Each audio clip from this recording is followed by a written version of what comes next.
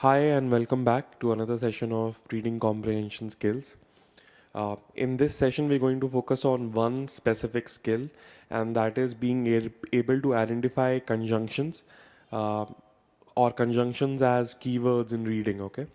But before we begin this session, please click on the link given and download the file and go through the file. Maybe it'll help you understand the session more, and it'll also provide you with a lot of examples and details that might not be covered in the video. Okay. So here we go.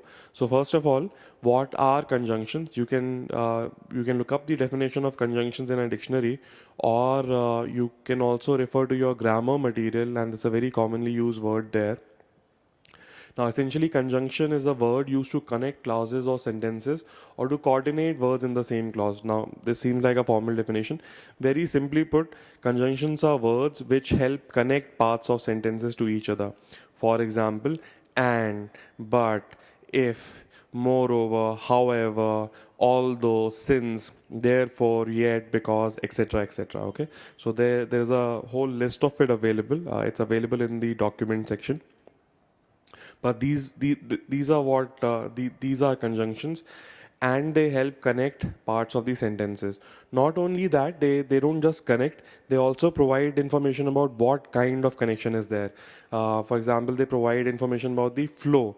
So let's say there is a big difference between using an and a but. When you use an and, the information is being continued, and when you use a but, there is some kind of a turnaround in the information. Okay.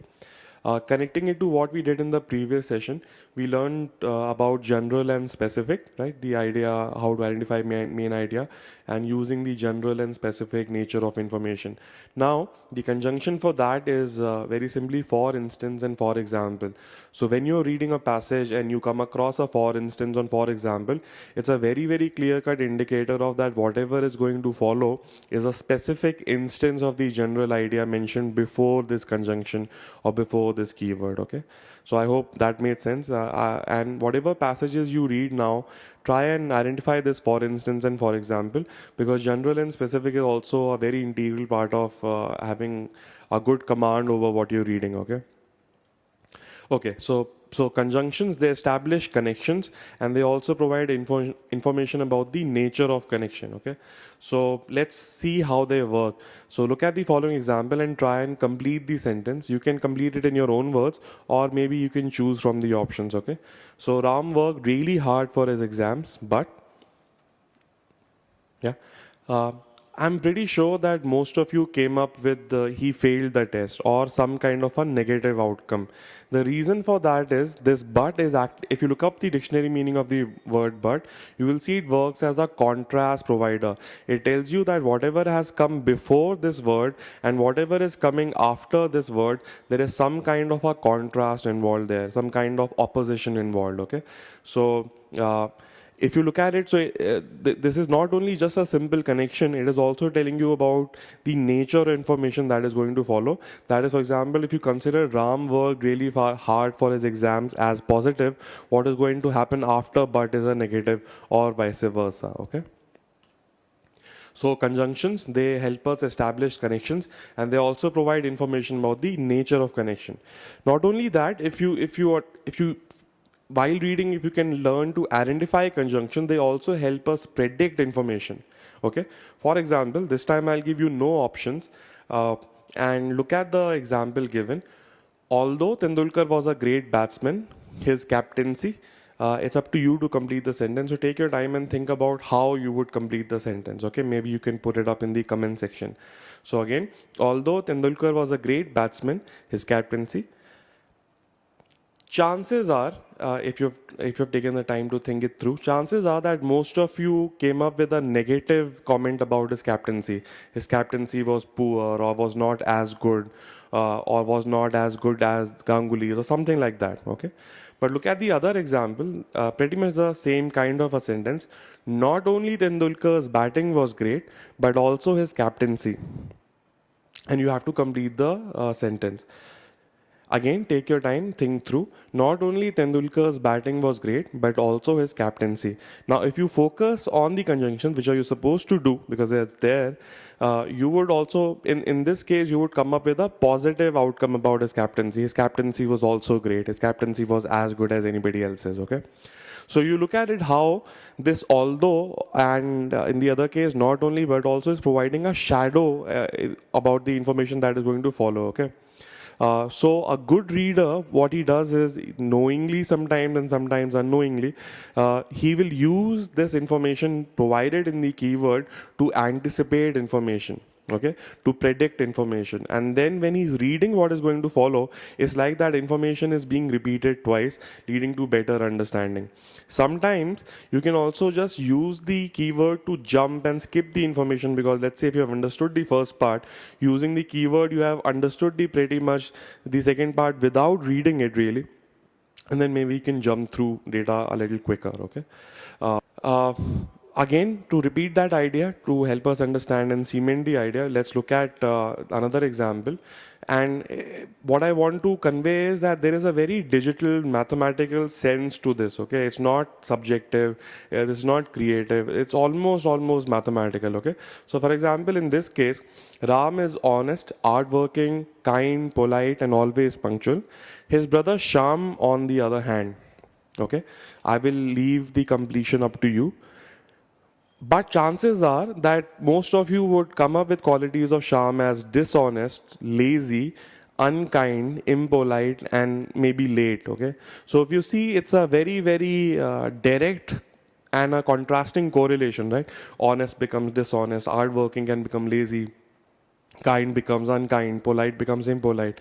Now, this is just a sentence creation, but if start noticing this on the other hand in the passages that you get from your material or whatever you're practicing, you'll see that the correlation is maybe most of the time pretty mathematical. Okay, so you can really count on these keywords to predict information. Okay, so now if I had used this on the other hand to predict information about Sham, and I was reading it also, let's say if I'm fully reading the passage anyway, that information is getting repeated.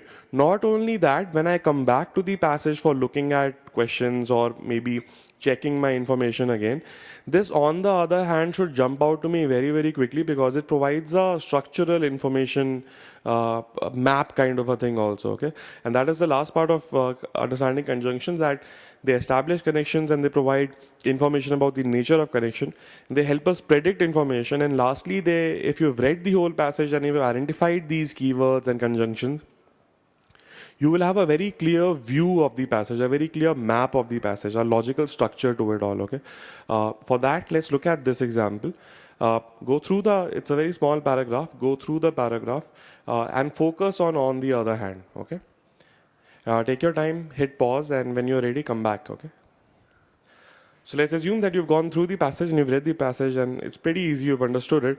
But if you focus and if you pivot your attention on the other hand, life becomes very easy, because I can almost provide a color code to it. And this color coding is quite important while learning, because it talks about, I mean, basically it helps you visualize information. Okay. Otherwise, before this, everything was just black and white, right? So we want to put some logical color to it. Okay. So let's say this on the other hand, if I look at it before the on the other hand, the inclination is to bomb. Yeah, I'm sure you have gone through the passage and you can see it clearly. The inclination is to bomb, and after the on the other hand, the inclination is not to bomb. Like the arguments are provided why it should not be done. Okay, so this on the other hand, after reading also, if I want to look back at the passage and summarize, I get a very clear view of the passage using this conjunction as a attention pivot. Okay.